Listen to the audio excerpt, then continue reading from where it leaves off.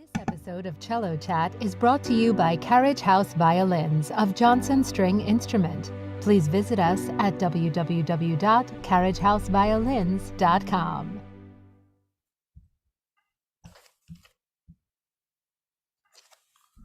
Okay, and you are live.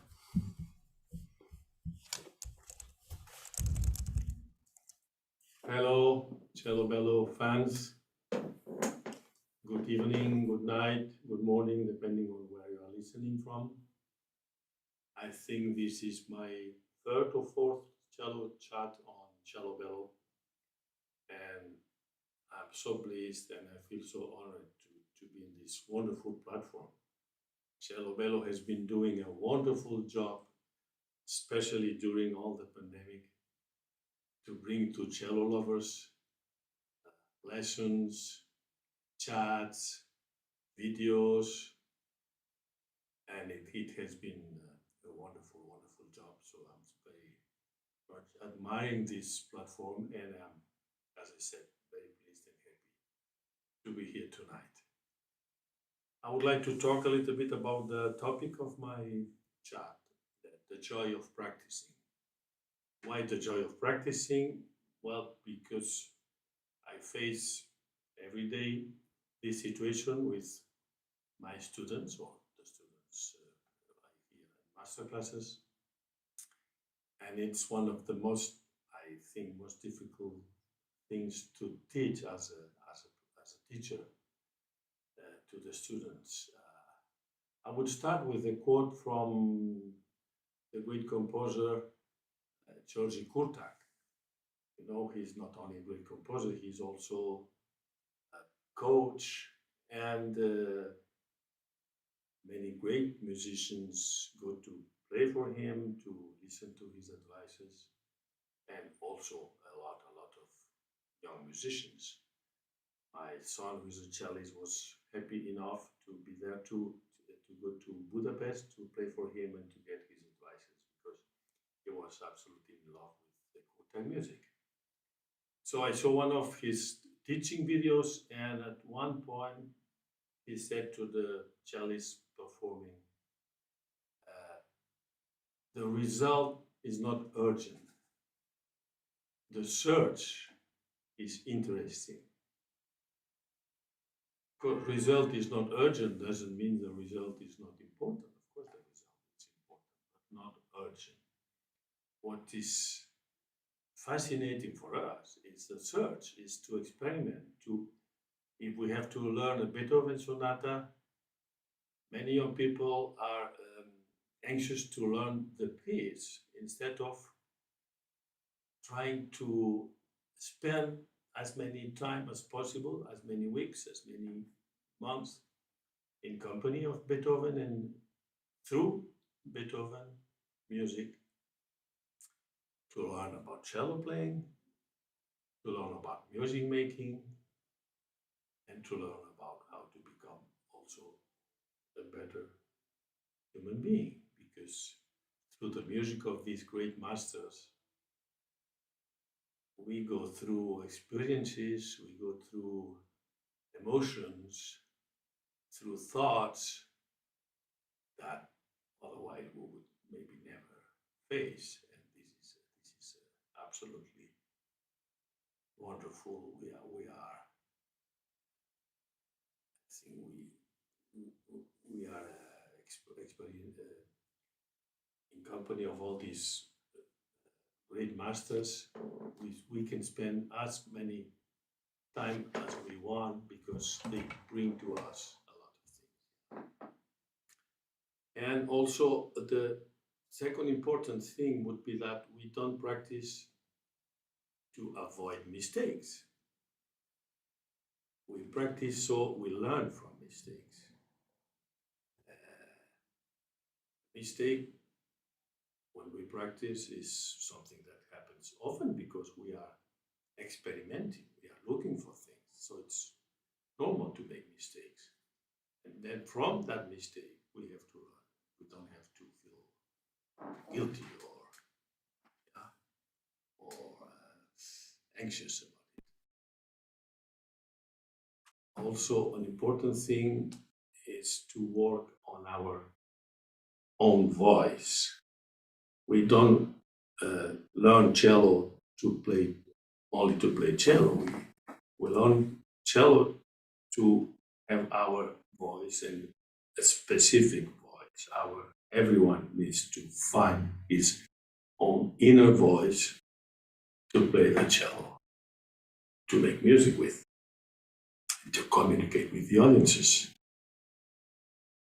And this voice, for me, I think it's very important to work on this voice already when we tune the cello. Sometimes tune, and then, there's a very nice video from one of the masterclasses of Casals. The performing guy is tuning so loud in Casals. Why? Because, first of all, we listen much better if it's in tune or not. And then it's a way to start to build up a voice. I was a student of Casals, Enric Casals, one of his pictures in my studio in Boston.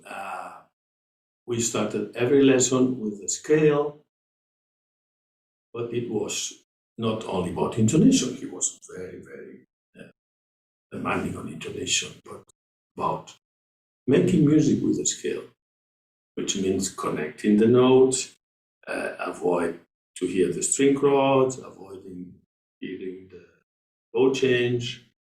All this is working on a personal voice.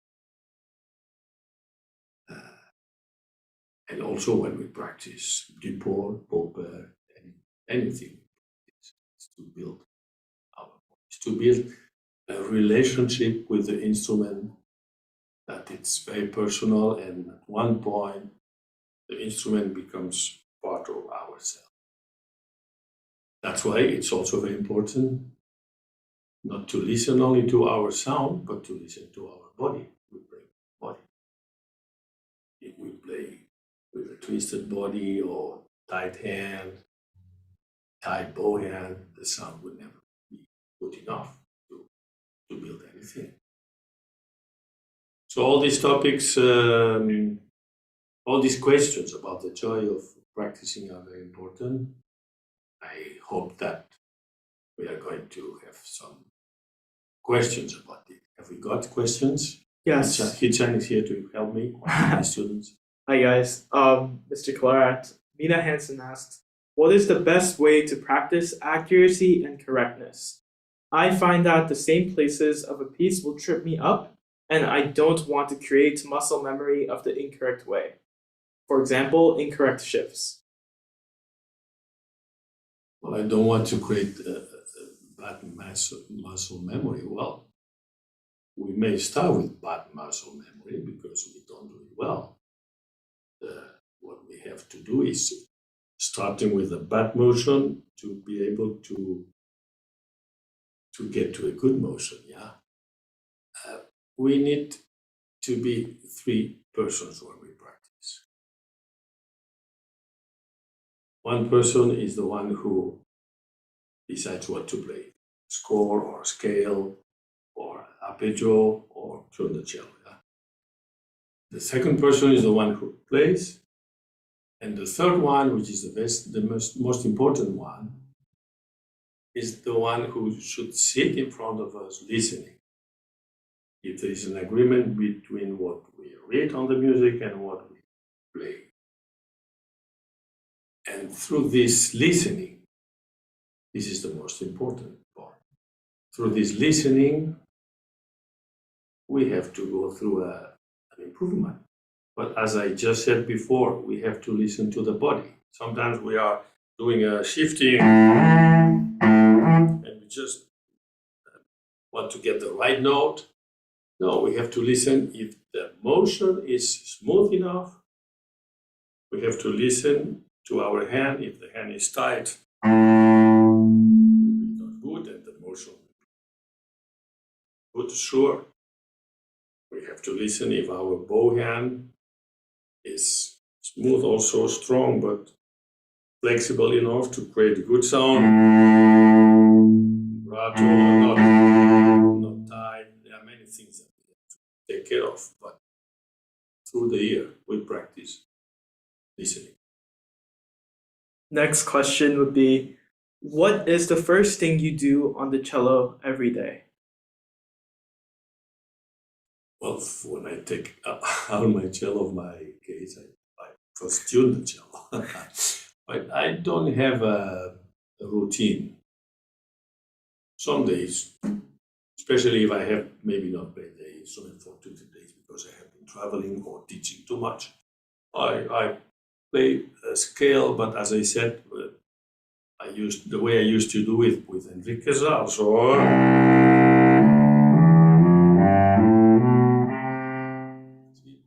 to wake up not only the cello, but to wake up my approach, my relationship with the instrument.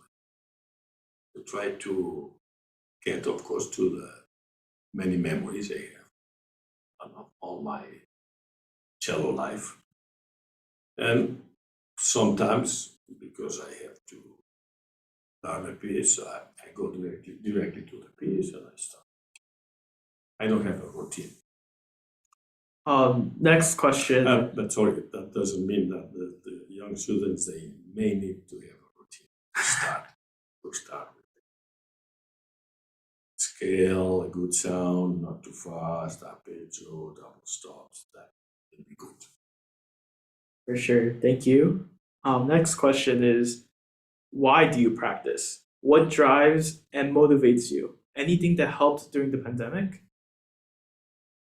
Why do I practice? Well, I practice because I love music and I love to play cello. And if I don't practice, okay, maybe my cello playing will get more difficult and then I wouldn't be able to enjoy. That's why I practice. Well, I broke my shoulder in January, so I couldn't practice for 1 month and a half, and then I had to start slowly. And I have to say that I discovered some new things about how to move up and down, thanks to the accident. But of course, I remember when I could create my hear my cello sound, I was so pleased, even if it was still painful. This, like if you meet again a good friend after 1 month, 8 months, seeing it, yeah. For sure. Again, continuing with that question, what do you enjoy most about practicing, and what inspires you? Is it all classical, or are there inspirations outside of this genre, like tango or jazz? Tango, no, tango. I teach, I never performed it. It's a grand tango, but I don't think I am a specialist on playing tango, and neither on playing jazz. I would love to, but for personal reasons, I never went to this kind of music. But I mean, classic. I play classic, but in my life I have done a lot of contemporary music. I premiered a lot of pieces from Spanish composers.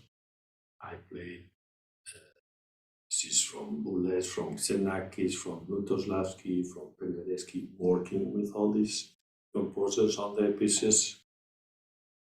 And that has been always one of the big interests in my cello life, because I think as musicians of our time, we need to play this kind of music. If somebody brings me a piece that I don't like, or I don't feel that the aesthetics of this piece fit me, then I don't play it. But it's not because the piece is not good, but because I don't feel I could play this piece. Thank you. You talked about your injury from January. There's a question about injury here. So, do you have any advice on coming back into playing the cello after an injury? What was your rehabilitation process like? This is very personal 2 years ago, I broke my knee, and I also was like maybe 2 months, because with my leg, just I couldn't bend my leg. I tried to play the cello, and the back was hurting too much. And some of my friends said, "Oh, you have to start with open strings." And oh, come on! After playing the cello for 60 years, almost 60 years, I don't think I have to start with open strings, even if I had stopped for 2 months. No, I start slowly, and of course the colors here, that's the most tricky thing, because it was a little painful, yeah. It's very personal. I started with slow sounds, slow pieces, and gradually. But I remember first thing, when I could take the cello after I broke my knee, I played this pop opera, the first thing I played. And I have a video, it was quite in tune, just part. Thank you. So we talked about what to do when you get an injury. How do we even prevent that injury? So what are the best ways to prevent injury? For instance, with tendonitis and with back muscles. Well, of course, my experience is not with injuries from performing. Yeah, my experience is to retake the cello after 1 or 2 months because of move to play the cello. Again, if it's an arm injury or because of playing, then I think we have to be very careful, and we have to follow the advice of doctors, specialists on this. Because if we go on back to playing too soon, it can come back and then get longer for a longer time. Yeah, it's something very personal. I have to say that in my experience with students that have injuries, I've had not many, but when an injury happens, it's very often because of stress situation, because the big exam or audition is coming, or a few concerts, and we work hard on the program, too hard, of course, and that's when we are pressing too much and getting anxious about playing. That's when it comes, I think. Thank you so much for your advice. There is a question about, tell us about the Lutosławski's cello concerto and collaboration with him on it. Oh, that's a very important part of my life. And here, for Lluís Claret, great interpreter of this piece, his concerto. Well, I learned this piece for the Rostropovich competition. The very first Rostropovich competition was in 1976 or 77. Was in a contemporary music festival in France. So big part of the program was musical of that time. And we have the choice for the final, Lutosławski concerto, Dutilleux concerto, or Shostakovich second. And I learned the Lutosławski concerto. Of course, I couldn't ask him because he was in the jury, so I couldn't work with him before. But I won the competition, I met him there, he was very happy, and then I was so lucky that the next years I had the opportunity to play the concerto with him conducting many times in Spain, in Portugal, in France. And it was a wonderful experience. He was conducting only his music. Some composers, they conduct like Aldulescu. I played Shostakovich concerto with him conducting. Yeah? But Lutosławski was only conducting his music, and he was so great. all these three parts of the piece. Of course, he knew the piece so well that they were so clear. And I played the piece with some other composers. I never had that good experience. He was very humble and noble person, very refined, a great culture, and it was a wonderful experience. Thank you. So we have a question about scales here. I've been practicing an hour a day on scales, a different one every day, obsessing on intonations, tone, cleanliness, speed. My question is, am I spending too much time on scales?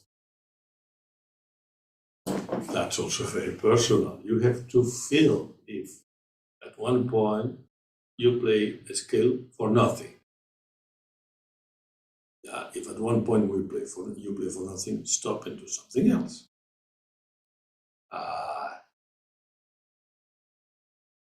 Some of my students in Barcelona, I have a small group of students there.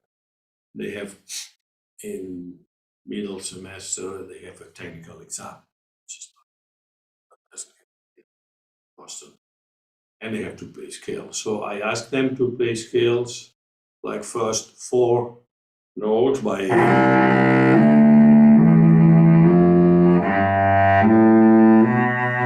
repeating the tonic. When I work with Enric Casals, we always repeated the tonic.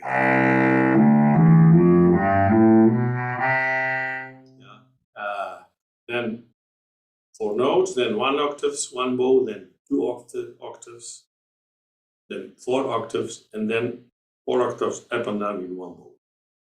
So it gets that kind of acceleration. Same thing for the arpeggios. But as I said before, always looking for good sound, not too much vibrato, relaxed vibrato, feeling the fingertip for the sound. If we do good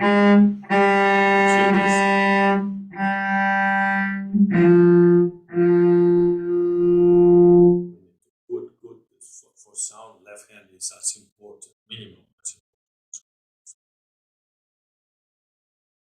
Thank you. And of course, this person said obsessed. We have to be ambitious when we practice to do things the better way we can, but obsession, I don't think it's a good advisor. Just very careful. And I don't know if it's a good idea to play a different scale every day. I don't know this person if he already knows all the scales, but maybe we need more than one day to set well one key and then go to the next one. Thank you so much. Next question is, I'm a cello student and know it's off topic, but I would like to know if cello bow rolling is important.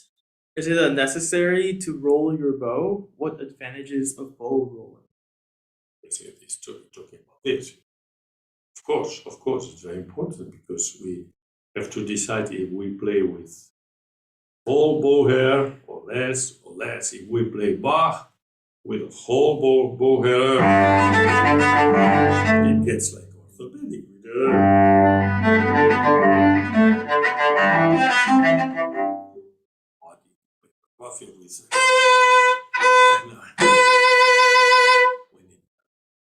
So it's not only rolling the bow with the thumb, it's also when you play with less hair, the hand is a little bit more above the bow, and when you play with full hair, the hand comes a little bit down. Thank you. Next one is another one about practicing. How do you do to practice things you don't like at all, but you need to practice in order to improve? You know it's important, but you hate it. I should know what this person hates. I don't know. I never hate anything. I mean, sometimes I have been obliged to play music piece that I didn't like because I was part of a contemporary music group in Spain when I was very young. Sometimes we had to play program. This is not good at all. But I never remember hating. No, if it's not a very good piece and you have to perform, then you have to try to make the piece better with your playing, not hating it. If you hate it, you better not play it. Thank you. Next question is, what is on your music stand right now? Right now, well, I am preparing a tour in Japan for June, where I have 3 concerts in Tokyo with 3 different programs. Some of the pieces are pieces that I know: Bach first, Bach third, Enric Casals cello suite, Casado cello suite, Beethoven fourth, Brahms E. But even if I know these pieces, some of them I haven't played for months or even years. So it's kind of not repeating what I know about the piece, but looking for new things. I remember when I was studying with Enric Casals, his brother Pablo Casals was still alive living in Puerto Rico. And one day I came to my lesson and Enric said, "Oh, I have got a letter from my brother that he was so happy he found a new, I don't remember, was a new fingering or new articulation on the Bach suite. The Bach suites that Casals has played thousands of times. He was over 90 and he was still looking to discover things. And then to finish with this Japanese program, then of course I have to play Bunraku, which is a Japanese piece, in the No Theater in Tokyo. I'm very much looking for. And this piece I haven't played for, so I almost relearn it. And then I'm playing 7 haikus written by a Catalan composer, Josep Maria Guix, for company cello. And these are for me new pieces. And I am enjoying a lot working on these pieces, but I am also enjoying a lot working on Brahms E. I remember I took my part, I erased many bowings, and I tried to look for new bowings, for new things. That's our life. So you just talked about practicing on your own. So in that in mind, what is that makes an effective practice session? Well, you have to ask the person sitting in front of you when you practice if what you are doing is effective or not. But what means effective? Sometimes we work on a piece and you get stuck. That happens. Okay. When you get stuck and you feel that you are repeating for nothing, better to stop a few minutes or 30 minutes or 1 hour, go take a walk or read a book and go back to your cello. No, don't feel guilty, don't feel anxious.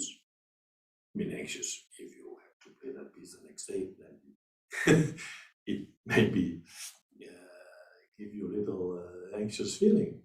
I remember once I was asked to do this Boulez piece for called Messages Keys for solo cello and 6 cellos accompanied. And somebody had to make the recording of the piece, and I was part of the other 6 cellos that was in Paris. And the solo is cancelled just the first day of the session, recording session. So they asked me if I would be able to play the solo part, which I never did. It's a very difficult part. So that has been the only time in my life where I had 3 days. For 3 days, I think I practiced like 7 hours per day. But it's a very difficult 2 pages of 16s with accents, because Boulez was This piece is on a major Potsacher, and this is a Potsacher name in Morse of the text with accent. And I remember 3 a.m. practicing the piece, 4 a.m. went to sleep a little bit, thinking, okay, it's quite advanced. Next morning, I didn't remember anything. So I had to go. That fits well the question before. Sometimes you work, and at one point you get stuck. But I think if you have worked well, even if you get stuck, something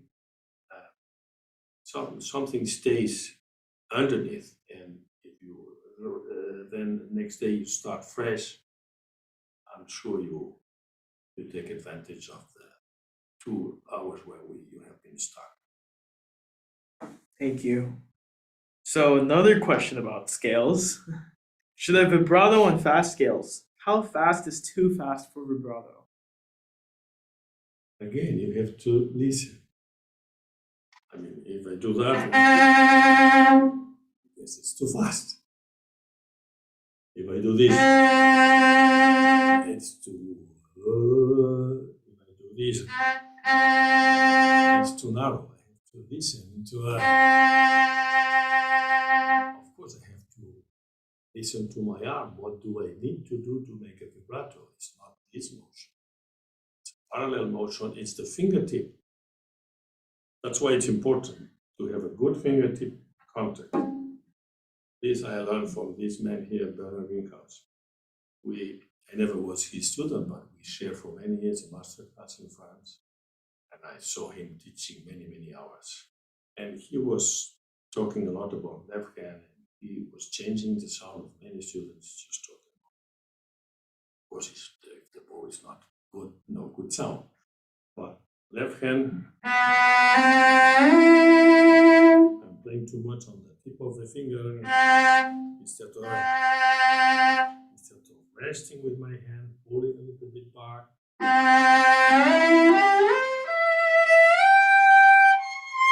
So this gives you a much happier left hand, and I can assure that the cellist with a happier left hand is a happier cellist. But again, we have to practice by the ear. Of course, if you play the vibrato and you like it, well, then go on. Somebody will tell you someday that it's too fast. But again, depends on the context. But for scales, I would practice relax vibrato. Warm sound regulation.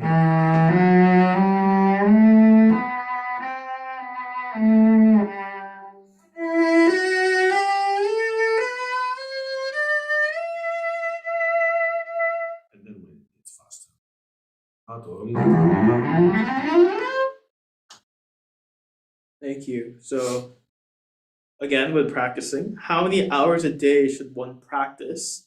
Quality or quantity? When do you determine you've practiced enough for the day? Always quantity, always quality instead of quantity. And that's also very personal. Somebody with a more best facility on the instrument will get better, good results in 2 hours. Somebody a little bit less talented will need 3 hours or 4 hours. That's personal. To decide when to stop practicing. Well, I said that again before, when we feel we are playing for nothing. Sometimes we repeat because we have to make sure, and we repeat. Practicing is not repeating. Practicing is searching for things. Then once we think we found something, then we repeat that motion or that feeling 8-10 times. And that's all. Some teachers say, repeat this passage till you get it. No, it's not repeating. It's searching for the right motion, the right smoothness, or the right speed. also on the bow, of course. Then once you think, oh, that's the way I would like it to sound, then you have to repeat. Always try to do it better every time, but then it's repetition of something that you think you are in a good way. Then you repeat. But before it's not repetition, it's search. And the search is, as Kotak says, the search is interesting. To be in the company of Brahms for 2 hours, it's a privilege. Thank you. Next question is, what is your balance between technique and repertoire? Well, it has to go together. As I said before, with Enric Casals, we practice the scales. Scales is technique. But with good sound, taking care of string cross, of bow change. Even if we play like I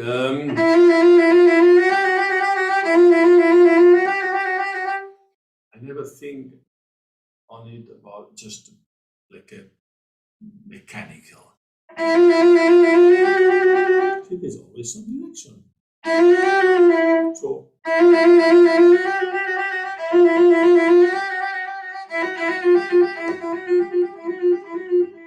no. If I play mechanical, or understand that we hate working on technique. One thing I work often, like for warming up, if I don't have too much time, is fourth.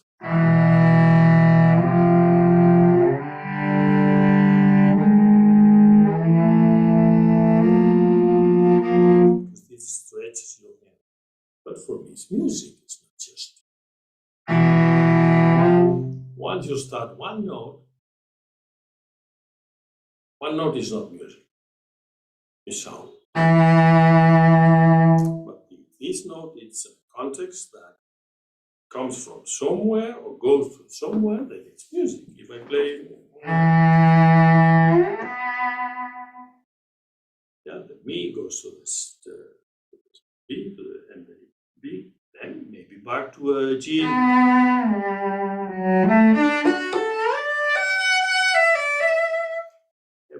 Every time it always is direction. That's related to the way I practice scales with Enric Casals. His open string is not. That's an empty sound. It's going somewhere. It's a different C, different string. You might play just open string to see if your cello sounds well. Even it's not no mechanical, because you play a sound. For me, this sound needs to go somewhere, even if I don't. If I play just an open string, but it's an open string that rings and is able to get to become another note. Yeah. Thank you. So I have a question about types of cellists. So About what? types of cellists. Types. So John Stewart says, I've always loved French cellists, Paul Tortilla and Pierre Fournier. What about French music? What makes French music French? What qualities are unique to French music? Well, you forgot about Gendron also. Because for 1 year, my teacher, very, very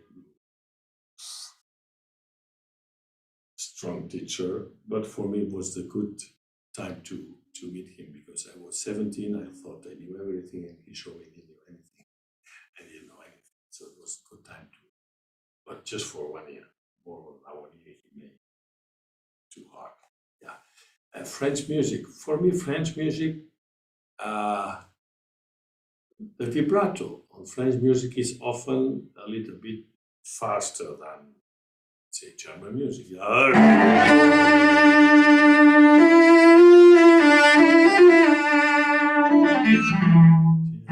Little faster. Here, sometimes.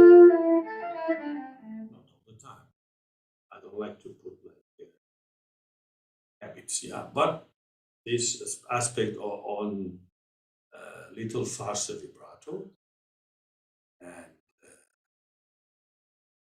and French music is very colorful. I mean, talking about French music for the cello, yeah. Debussy sonata, Poulenc sonata, Fauré sonatas. By the way, next year I'm playing a recital in Montreal, and I'm for first time playing a sonata from Théodore Dubois, who was Fauré's teacher. Very interesting piece. So for me, the main aspect on French music is a lot of colors and this little fast vibrato that you can hear. Totally, yeah. So maybe for me a little bit. Thank you. How do you start learning a new piece? How does this differ from between chamber, orchestral, and solo rep? New piece, well, depends on which kind of music. If it's a new piece, modern piece like the pieces I am working on now, because first I look to the music, but I immediately look to the music having in mind cello as a voice for what I see on the score, yeah? Like these haikus. One is about bells and it's pizzicatos. And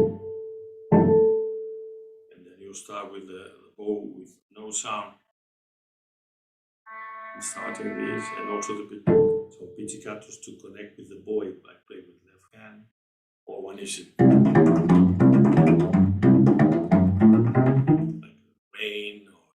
So of course I see the text and I immediately have the quite close image on what I would like to the cello, what I would look for on the cello. Then it takes some time because especially you have to decide which finger or when I play on Draco, I remember when I practiced the piece first time to make it sound a little bit more like the shamisen instrument. So I played with some pizzicatos with the nail. I haven't seen other cellists doing it, but for me,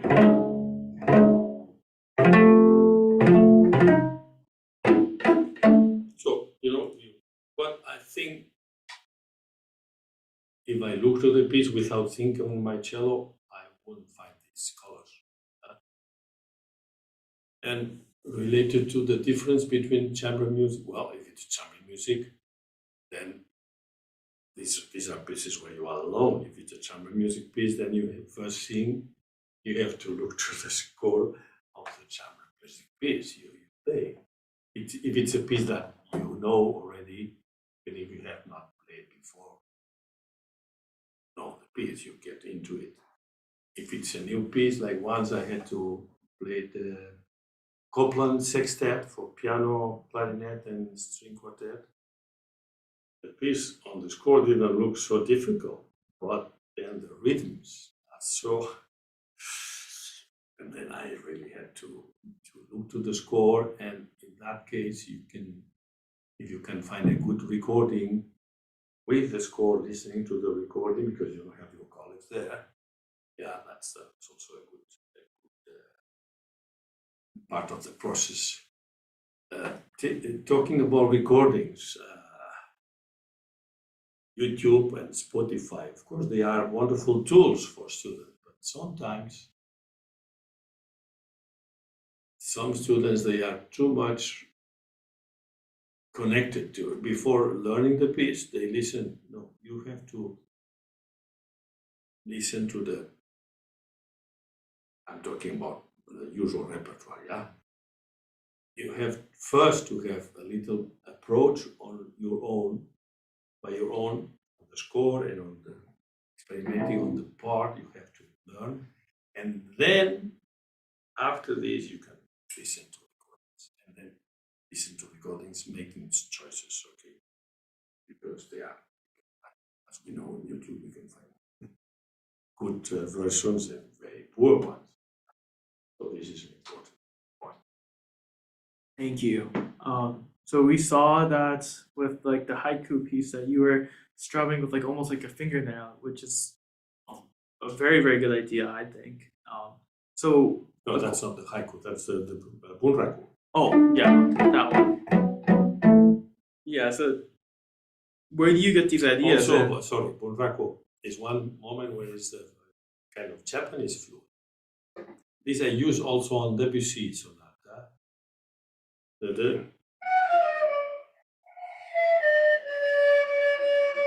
If you play very close to the bridge and the bow like this,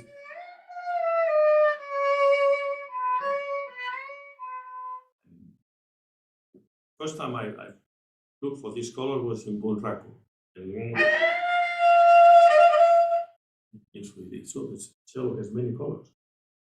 So the question is, what is your favorite way to change things up and get new ideas? Change things up. What do you mean?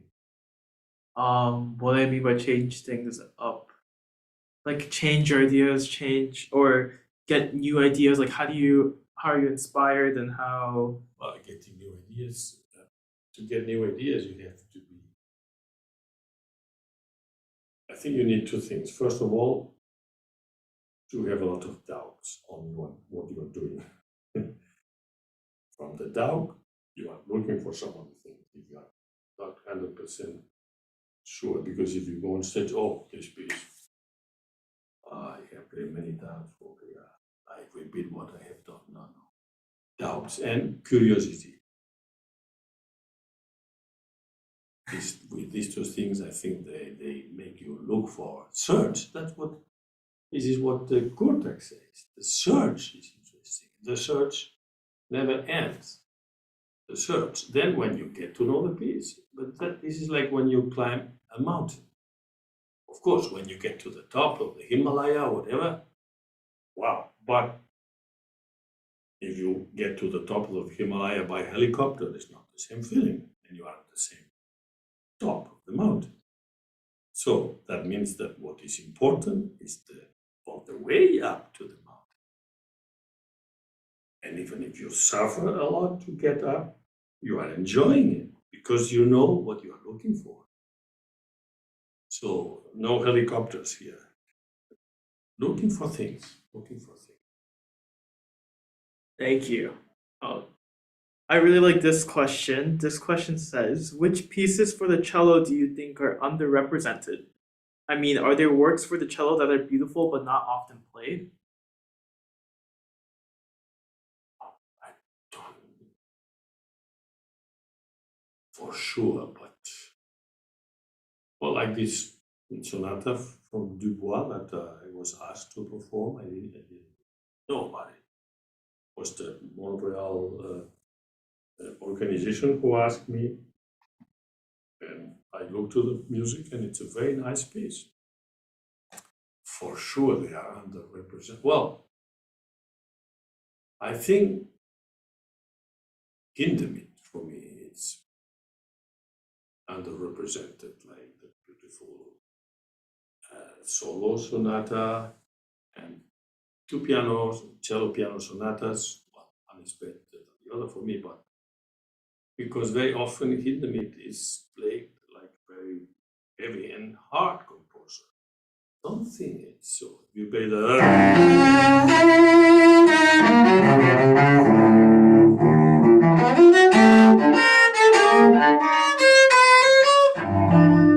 it's expressionism. It follows in the fourth and the fifth.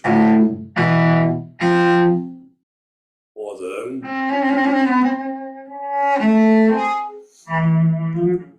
it's music.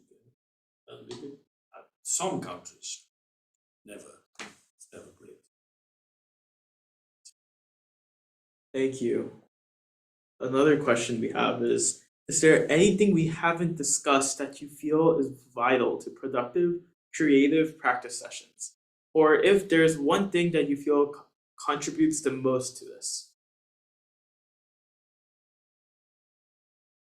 But what we have not discussed, I have talked, nobody discussed with me. No, I think the most important thing is we have to practice by the ears. And of course, this is, as a teacher, this is what I consider my most important duty, to teach the students how to listen to themselves. And of course, sometimes I give an example of how I would do this piece or that piece, but I don't want them to copy me. I want them to experiment, to have ideas. And if they like what I do, okay, they can follow this path. I like what Casals did, what Pedagogy did. They all inspire me. But then I'll do on my own way. So to have personal ideas, always feeling humble and ambitious at the same time. We need ambition. Without ambition, we don't anywhere. But this ambition should be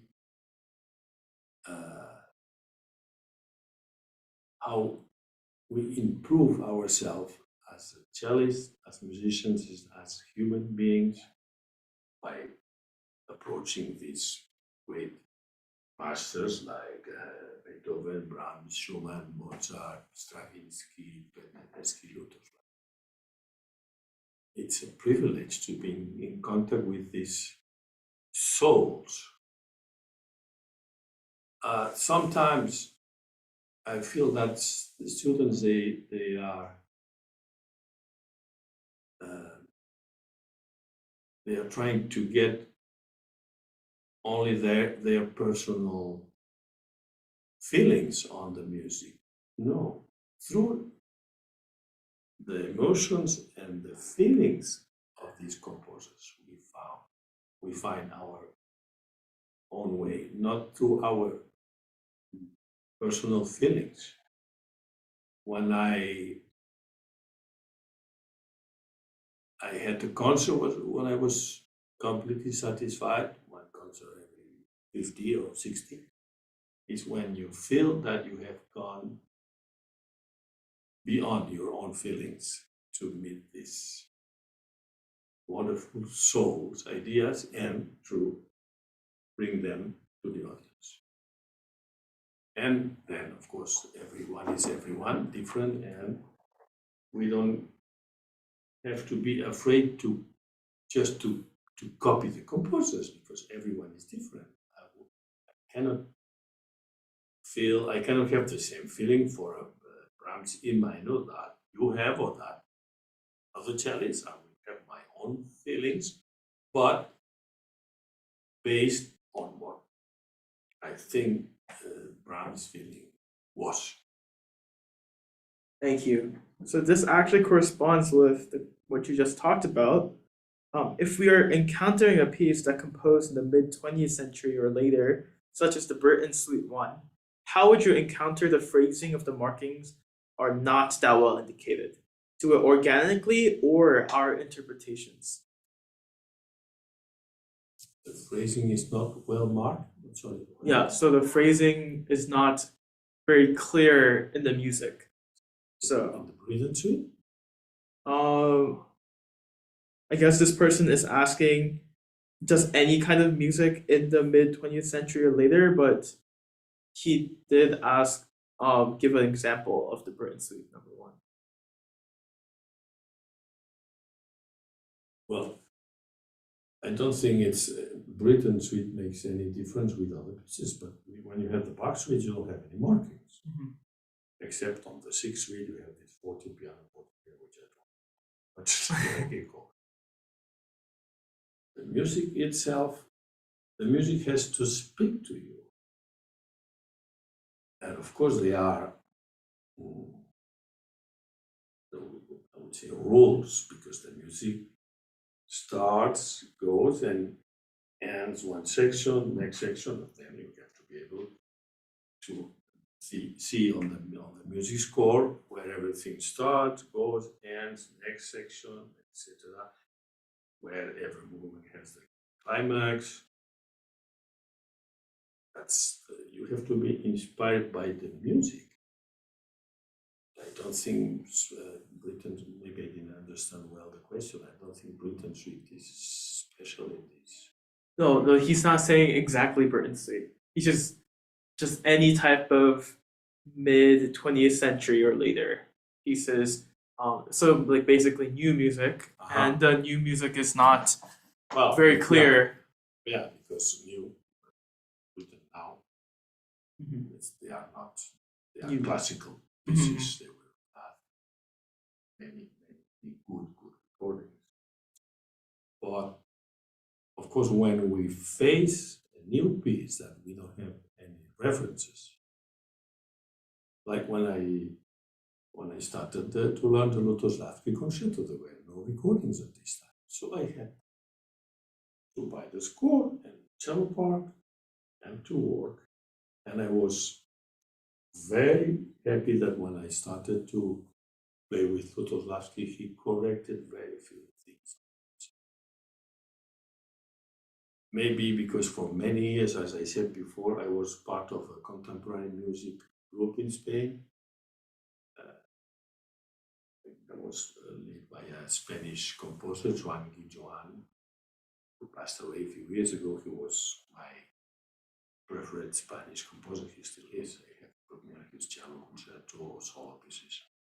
So maybe I was used to this modern music language. But if I find a piece, and Xenakis, for the Rostropovich competition, Xenakis wrote the piece that everybody had to play. So there were no recordings, of course. The piece was never performed. I won also the Xenakis prize, so they performed the piece many times.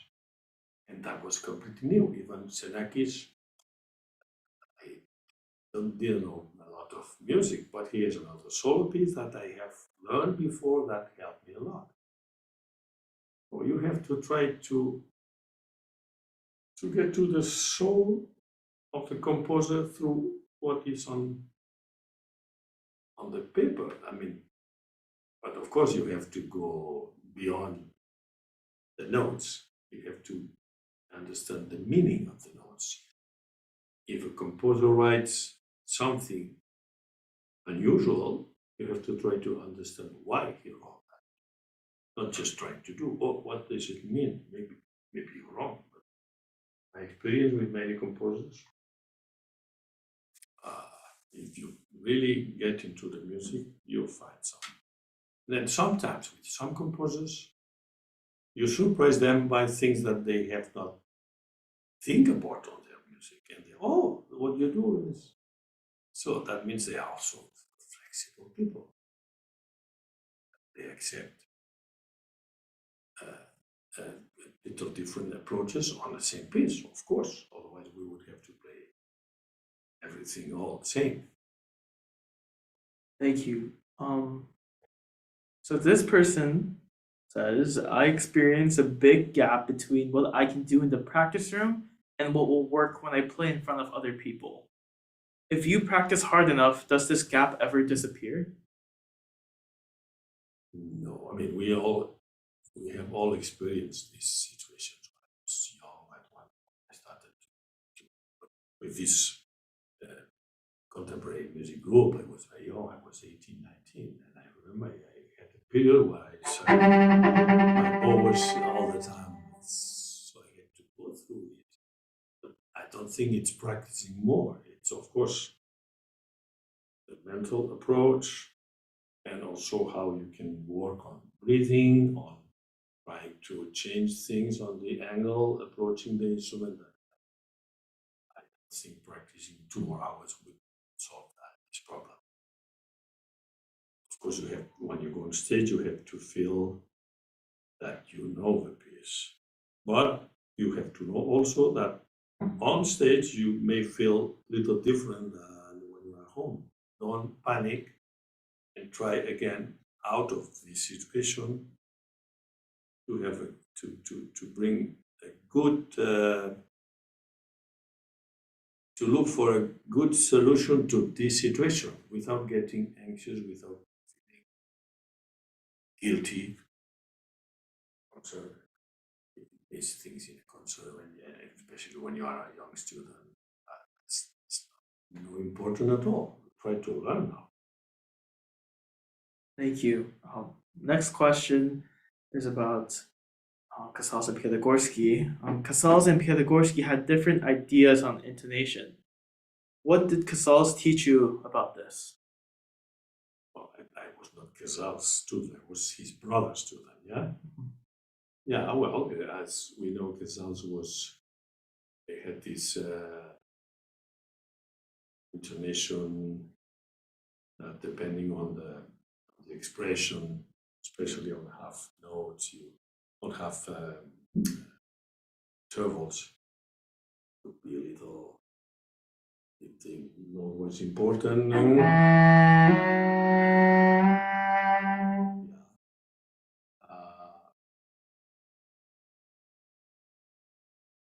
But when Casals play, I don't hear that. He does on a so natural way that notice it. It's part of his playing. So I don't think this should be, at least for me, it was never an obsession. And also when you play with piano, you cannot do that much because the piano has a very clear intonation. This is, I think, more feasible on the string quartet. Thank you. Next question would be, what are your views on serial non-vibrato as a way to create color or musicality? Once I heard Brendel, this wonderful pianist, he's not performing anymore because he's close to 90. He's giving masterclass, and once he said that non-vibrato is now a la mode. Non-vibrato is a color, but sometimes we use it so much to create just a color, like on the, I don't know, Schumann fantasy pieces. Yeah, that.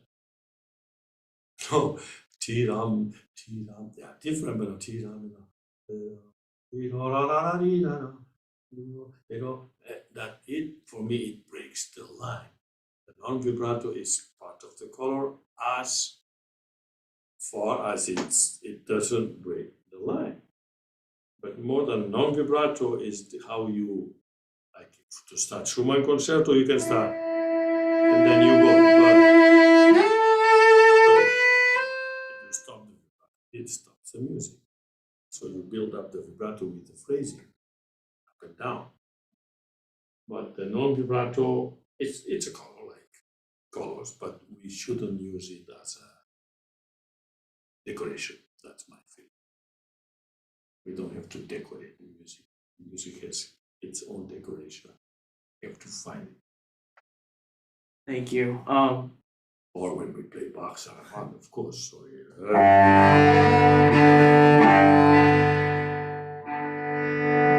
with a little bit of.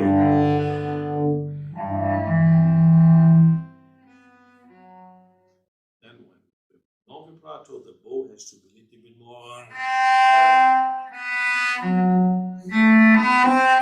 The bow has to be more live. Thank you. The next question is, by Mary Singer. Hello. One of the main things I'm struggling with right now is inconsistency. One day I find a solution for a technical issue, and the next day it just doesn't work anymore. Any advice? No, keep working. I remember when I was practicing spiccato. Well, I have to say that one, of course, when I was studying with Enric Casals, he was not a cellist, he was a violinist, he was not. So when he asked me to play a spiccato, I had to work on myself because he didn't know how to play spiccato. So that maybe helped me, but I remember that some days the spiccato worked and maybe next day it didn't work anymore. Or when you work on octaves, well, that means that it's not completely set yet. But again, don't panic. Try to go back to your memories on when it worked and try to, from this, for sure, somewhere if it worked, if it had worked before, somewhere there's a nice memory. Try to get back to nice memory and from there develop it so it gets set. But it takes time. It takes time. No hurry. Thank you. How was your perspective as a musician and artist changed throughout your career? Well, I changed. It changed by itself if you, as I said before, if you are curious and if you are not happy about many things you do, if you doubt, it changes, it develops. I think I am looking now for more simplicity. Simplicity doesn't mean like no more an approach to the music that sounds the most natural way possible. So that means I try to fight less to play cello. If you play this, it's very strong, but I don't fight. Now we fight. It's good. The other fight. I try to put my head. Try to be more direct. But this is what I mean. Being simple, not fighting for cello playing. You fight for music, not for cello. Thank you. I think that marks the end of the questions. If you can give any closing remarks, that would be great, and I will let you know once the live broadcast has concluded. Thank you to everybody for all these questions. It has been a pleasure